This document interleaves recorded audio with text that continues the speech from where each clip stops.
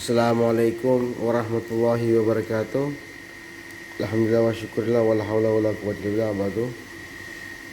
Pada hari ini kita akan masuk kitab berikutnya, yaitu kitab Asbabun Nuzul karya Abi Hussein Ali bin Muhammad Ali Al-Wahidi bin Ali Al-Wahidi An-Naisaburi. Beliau mempunyai kitab Asbabun Nuzul. Kita akan lihat sebagaimana sistematikanya seperti apa.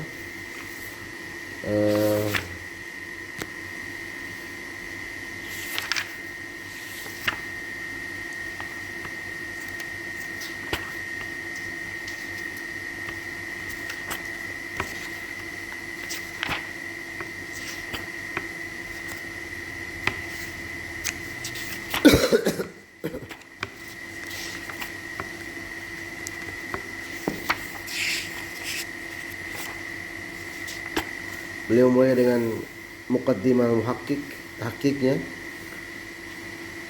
Kemudian beliau menjelaskan beberapa kaidah-kaidah.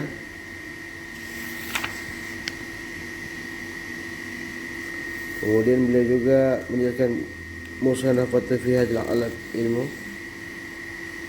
atau dikatakan musannif ta'riful bil kitabul muallif, artinya pengetahuan terhadap kitab dan pengarangnya. Beliau mulai dengan Bismillahirrahmanirrahim, pengantar dari beliau sendiri. Kemudian beliau mulai dari surat Al-Fatihah, kemudian Al-Baqarah dan seterusnya. Adapun daftar isinya mungkin terletak di bagian akhir ya. Lengkap daftar isinya.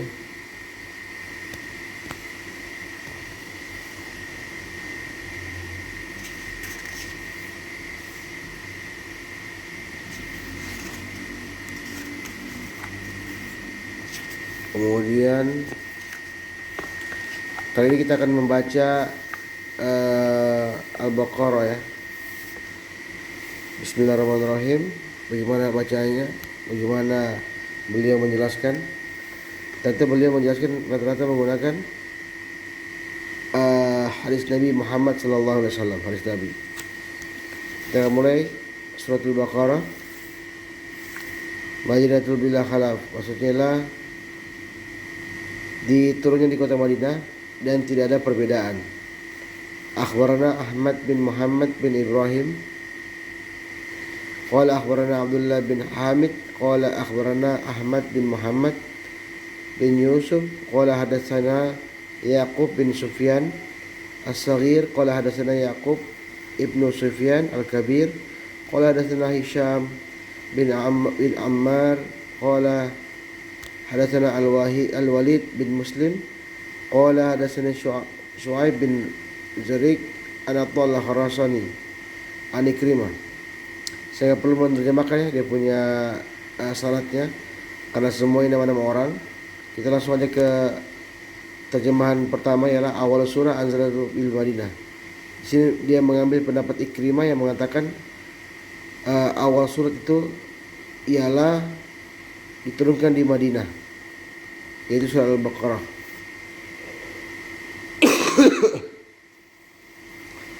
Qauluhu azza wa jalla, Allah berkata azza wa jalla, Alif lam mim dzalikal kitabu.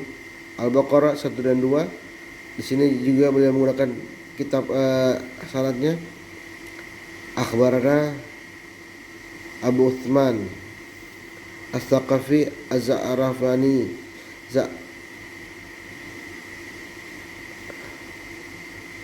Za'farani.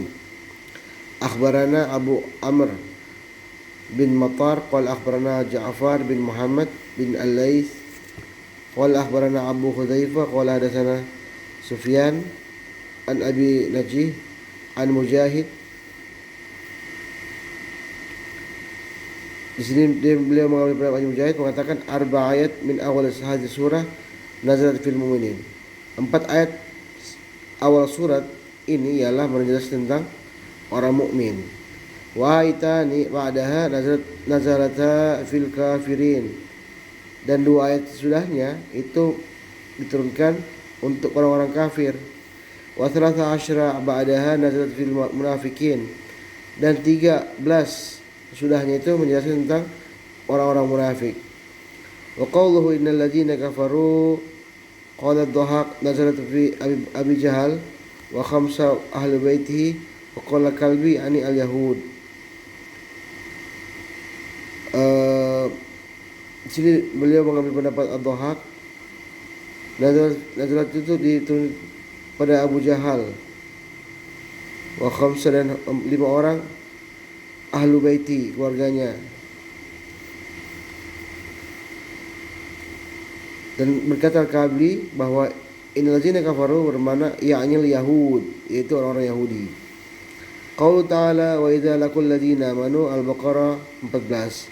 Akhbarana Ahmad bin Muhammad Ibnu Ibrahim akhbarana Syaibah bin Muhammad hadatsana Ali bin Muhammad bin Qarra hadatsana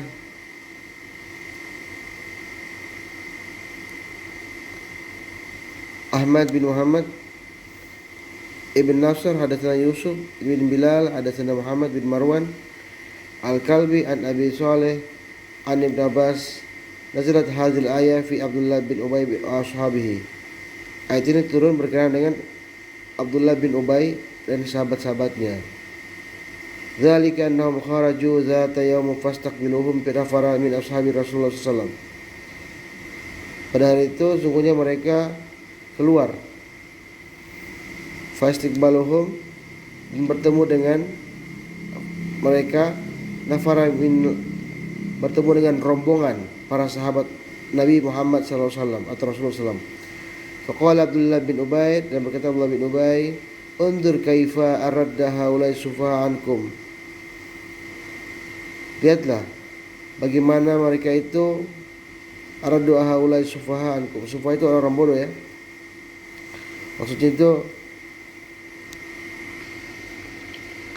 itu ialah tadi aradda haulai sufaha ankum. Maksudnya itu mereka unzuru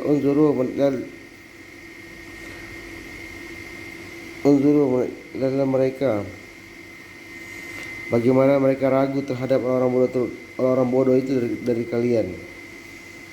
Itu maksudnya. Jadi mereka bertemu dengan rombongan Nabi dan melihat bagaimana mereka bertemu dengan rombongan Nabi. Seperti itu. Arada itu ragu-ragu. Haulai mereka orang bodoh itu ragu-ragu terhadap mereka. Nanti terlihat seperti apa.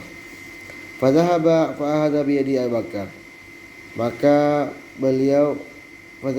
dia mengambil tangannya Abu Bakar dan berkata, marhaban bisiddiqi sayyidul bani, selamat datang wahai orang jujur, tuannya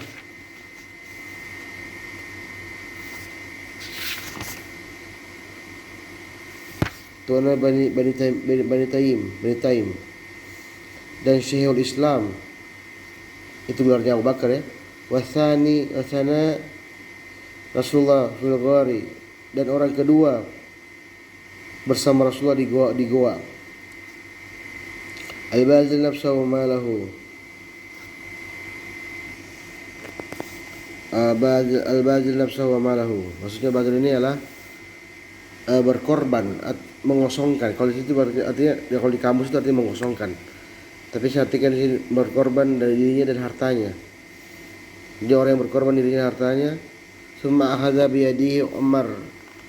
Kemudian mereka juga mengambil tangannya Umar dan berkata, marhaban bi sayyidi Bani Adi bin Ka'ab. Ini julukannya Umar bin Khattab, keluarganya. Bani Adi bin Ka'ab. Al-Faruq bain al-qawi fi dinillah. Al-Faruq itu pembeda antara hak dan batil, yang kuat dalam agama Allah. Al-bazil nafsahu wa malahu.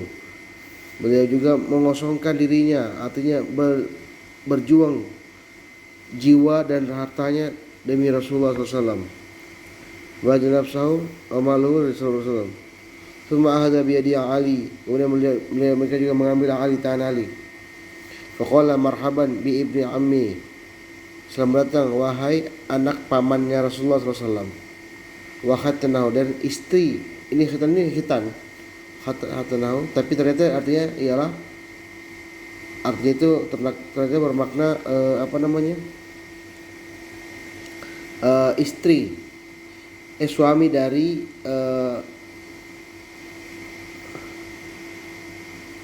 anak perempuan Sayyidu Bani Hashim, tuan dari Bani Hashim, mahala Rasulullah SAW. Maka mereka pun tidak melewati Rasulullah SAW. Kemudian kemudian mereka berpisah. Faqala Abdullah li ashabi, dan berkata Abdullah kepada sahabatnya, kaifa raitumuni, bagaimana aku melihat, bagaimana mereka melihatku. Fa'altu, mengerjakan seperti itu. Fa idza raitumuhum, apabila mereka melihatku, fa'alu, mengerjakan sebagaimana mereka kerjakan, engkau kerjakan. Fa'athnu alaihi khairan,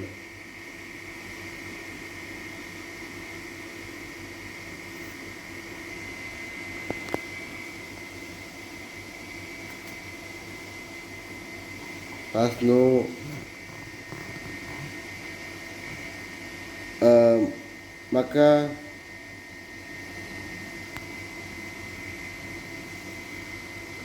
fa'asdu alaihi, bagaimana mereka melihat seperti itu.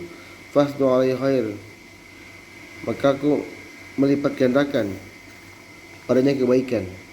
Faraja al muslim, maka fas itu menduakan atau melipat gandakan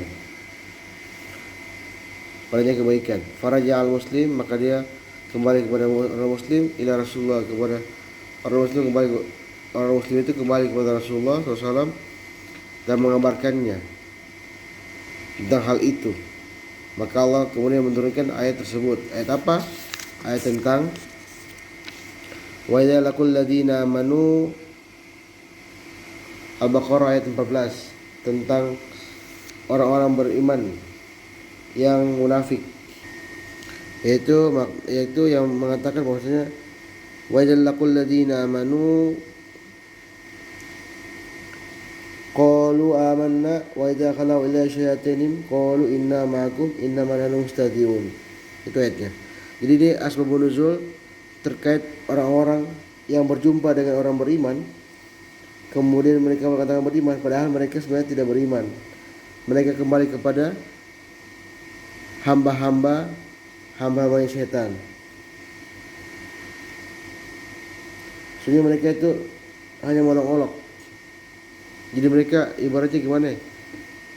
Kalau orang-orang bilang sekarang tuh, orang Kaili bilang mengambil hatinya mereka, padahal mereka mengolok-olok. Seperti itu. Jadi inilah gambarannya Al-Baqarah 14 seperti itu. Di sini juga beliau menjelaskan terkait beberapa ayat. Qaulu ta'ala ya ayyuhan nas u'budu rabbakumul. Akhbarana Sa'id bin Muhammad bin Ahmad, ini ayat Al-Baqarah 21 ya. Akhbarana Abu Ali bin Ahmad Al-Faqih qala akhbarana Abu Dzar Al-Qahasatani qala hadatsana Abdurrahman bin Bashar qala hadatsani Ruh qala hadatsana Syu'bah an Sufyan Ats-Tsauri an Al-Amash an Ibrahim an Al-Qamah qala syai' nazala, setiap sesuatu yang turun, ya ayyuhan nas bahwa maki, ya ayyuhallazina amanu fa huwa madani. Di sini beliau menjelaskan tentang beberapa syarat-syarat tentang dikatakan Makkiyah, dikatakan Madinah. Ya ayyuhan nas fa huwa makki, ya ayyuhallazina amanu fa huwa madani, yakni anna ya ayyuhallazina khatabu ahlul Makkah, itu pembicaranya ahlul Makkah, ya ayyuhan nas. Sedangkan ya ayyuhallazina amanu khatabnya pembicaranya ialah ahlul Madinah. Jadi beliau sangat rinci ya menjelaskan tentang asbabun nuzul, bahkan beliau menyebutkan beberapa contoh-contoh terkait yang mana Makkiyah, yang mana Madaniyah, sehingga jelas Saya tidak panjang lebar, saya cuma menjelaskan terkait masalah satu contoh cara penggunaannya, cara bacanya, sekaligus menggambarkan beginilah cara beliau menjelaskan asbabun nuzul dalam kitabnya Asbabun Nuzul Al-Quran oleh Al-Wahidi. Oke, demikian saya bisa jelaskan sedikit. Akhirul kalam, wassalamualaikum warahmatullahi wabarakatuh.